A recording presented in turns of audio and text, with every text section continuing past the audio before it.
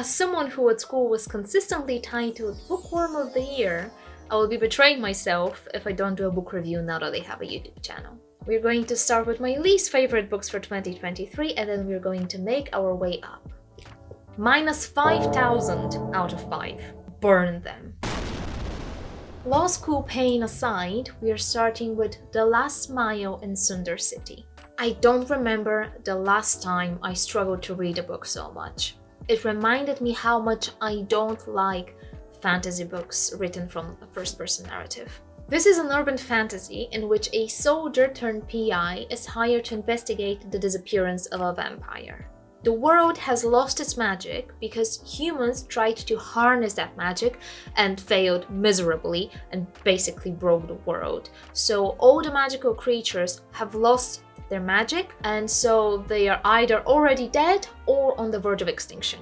It felt like the author was trying to give us as much lore as possible in this little 300-page book. And even though the idea of the world sounded really interesting to me, I think it kind of fell flat. And now that I know that this is a 3-part series, I really think the author could have taken his time with the world building. Especially as this is a detective story, and 300 pages to build such a complex world and also solve a mystery is just not enough in my opinion. Unless you're a very experienced and snappy writer. I also feel like I was lied to, because one of the reviews in the back of this book says that this series could be the illegitimate love child of Terry Pratchett and some author I don't know. You can't just name drop Terry Pratchett and raise my expectations and then present me with this. The reviewer really did a disservice to the book if you ask me. 1 out of 5. Now we have Throne of Glass and Crown of Midnight. And I think it's obvious from the get-go that I didn't enjoy them because otherwise I would have bought my own copies.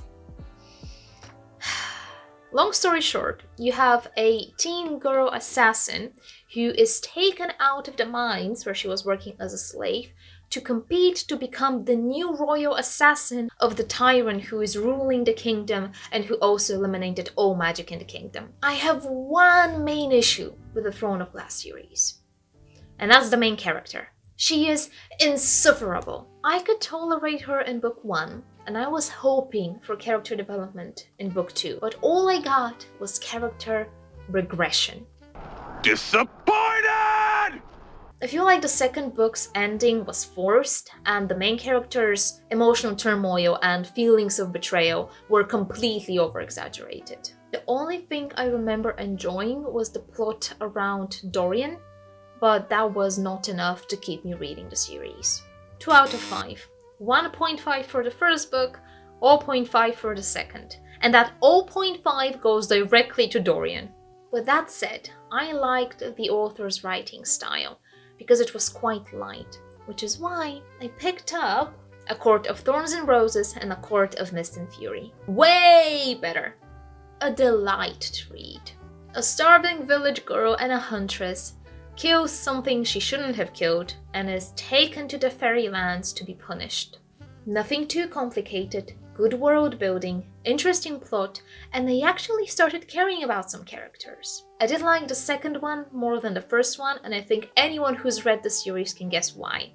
It's a light and entertaining read, and I am going to pick up the rest of the series sometime next year, because I do have to be in a certain mood to read these types of books.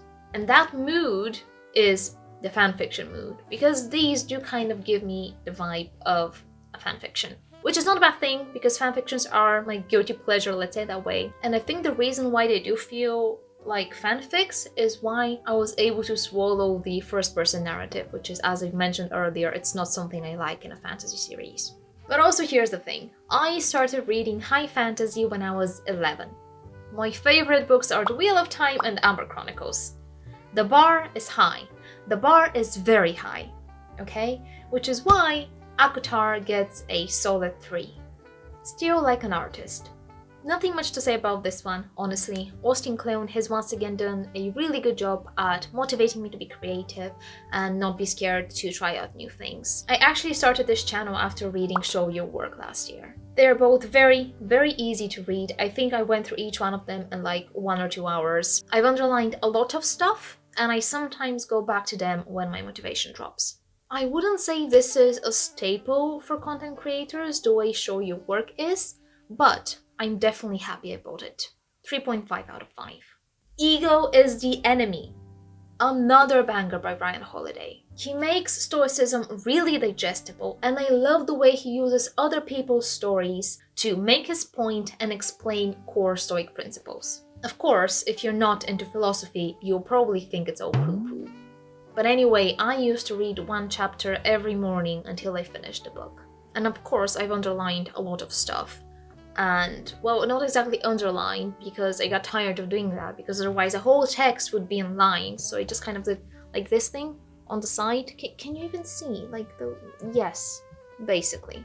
It did make me think a lot about the way I view my own achievements and failures, and I did come out with a clearer mind after all the reflections. I don't think this is something that should be read in 1 or 2 sittings. When you're reading philosophy, you should take some time to absorb what you're reading and make your own observations about yourself, the people around you, and the way you view the world.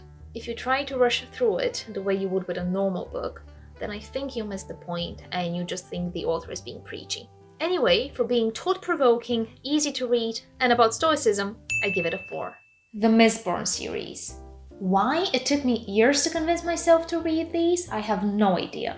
But I knew that Brandon Sanderson wasn't going to disappoint me. I just knew it. He did such an amazing job finishing The Wheel of Time, and I actually went to one of his lectures about creative writing and world building, and he was absolutely incredible. And yet it still took me years to pick up one of his books. Absolute fire. World building, magic system, plot, characters, politics, writing style, fight scenes, incredible. I read the first one in 2 days. Not kidding, I just couldn't put it down, and I've been saving the third one for the Christmas holidays so I can just snuggle up next to the fireplace and read, and I can't wait. I did enjoy the first book more than the second one, so I'm hoping the third one will kick things up a notch. So far, the Mistborn series gets a 4.5. Wyrd Sisters. So I read this in Bulgarian, but I saw this pretty copy in the bookstore and I just had to buy it. And so I read it again, but this time in English. Terry Pratchett is Terry Pratchett. The witches are the witches. If I had to rank my favorite Discworld characters, then first place would go to the Night Watch, followed by the witches. Beautiful, funny, captivating characters, magical world, great banter, an absolute mockery of the royalty, and a parody of Shakespeare. Even my boyfriend, who only reads video game and Star Wars books, picked up Wyrd Sisters and loved it. I would pay good money for a sitcom about the witches. 4.5 stars, would absolutely read again in the future. Letters from a Stoic by Seneca. As you can probably see, this book has been through a lot. I used to start my mornings with it, and it did a pretty good job at waking me up, because Seneca is not the easiest to read. This is a book about Stoic philosophy and is a collection of letters that scholars say were written in the last few years of Seneca's life. The letters pose quite a lot of existential questions, which Seneca answers through his philosophical views, and he also quite often mentions the opposing school of Epicureanism and compares its teachings to those of Stoicism. There are some letters I go back to quite often, like letter 28, which talks about how travel can solve our inner problems. And now I have the sudden need to read one of my favorite quotes to you, so I'm going to do that. Are you really surprised, as if it were something unprecedented, that so long a tour and such diversity of scene have not enabled you to throw off this melancholy and this feeling of depression? A change of character, not a change of air, is what you need. To put it simply, I love this book. 4.5. As I said at the beginning, fan fictions are my guilty pleasure. I don't even want to think about how many I've read this year, and I wouldn't normally include any in a book review. However, there is this one fic I believe deserves book level praise, because it's the best fanfic I have ever read. Ever. And that is that. Now, I know a lot of people will jump on the judgment train when they hear what it's about. But shush. Bear with me, because whoever wrote this deserves praise. Now, the name of the fic is Draco Malfoy and the mortifying ordeal of being in love. Yes, it's a fic about Malfoy and Hermione. Are you done judging? No? Okay, I'll give you 5 more seconds.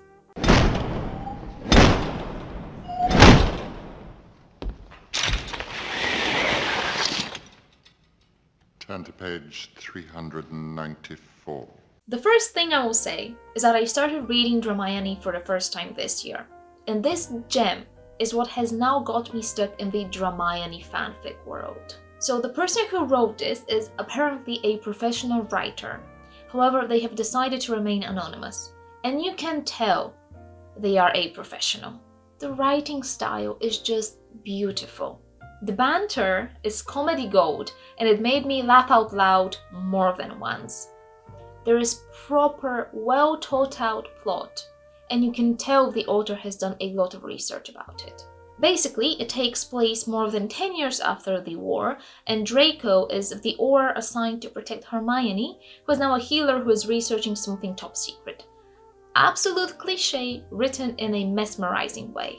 And one of the things I think makes this fic really work is that the character development actually feels canon, and it's also written from Draco's POV.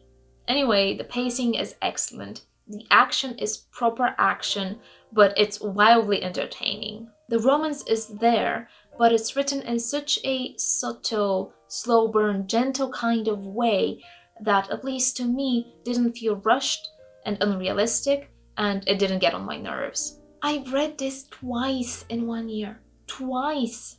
This is unheard of for me. Also, as this fic is almost 600 pages and I have read it twice, I am absolutely counting it as a book. Thank you very much. This gets a full-on 5. And if you're wondering why I'm rating a fanfic with a 5 and the Mistborn series with a 4.5, it's exactly because you can't put a fanfic and a high fantasy on the same scale. Let's be realistic here. I hope you liked my little book review, and if you would like to see more of my videos, YouTube thinks you like this one. Thank you for watching. Bye bye.